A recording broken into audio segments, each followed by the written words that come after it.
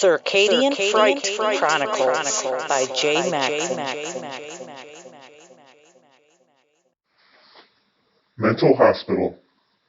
I worked as an aide in a nursing home for 10 years before I finally received my nursing degree. I couldn't wait to start my new career, and nothing was going to stop me.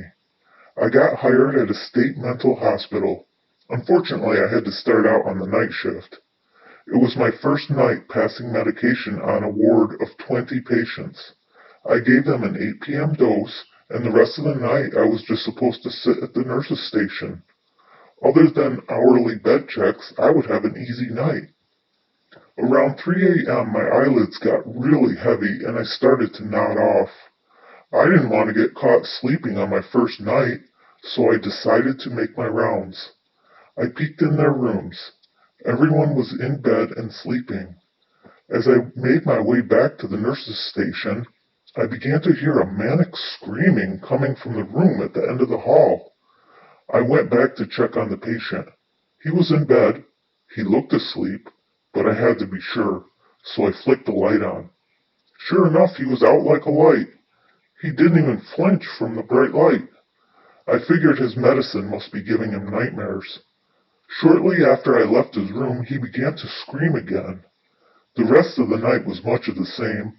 The guy didn't stop screaming until 5 in the morning, just before the morning nurse arrived for her shift.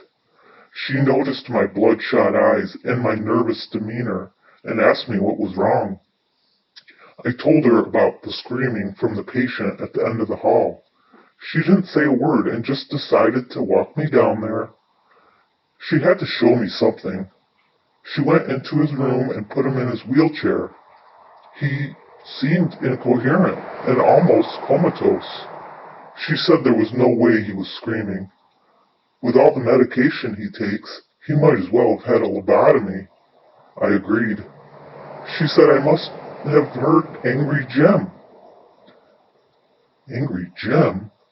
Yeah, this was his room. He used to have night terrors and would bang his head on the wall and scream all night. What happened to him? Eventually, he gave himself an aneurysm in his brain and died right here. It happened around 3 in the morning.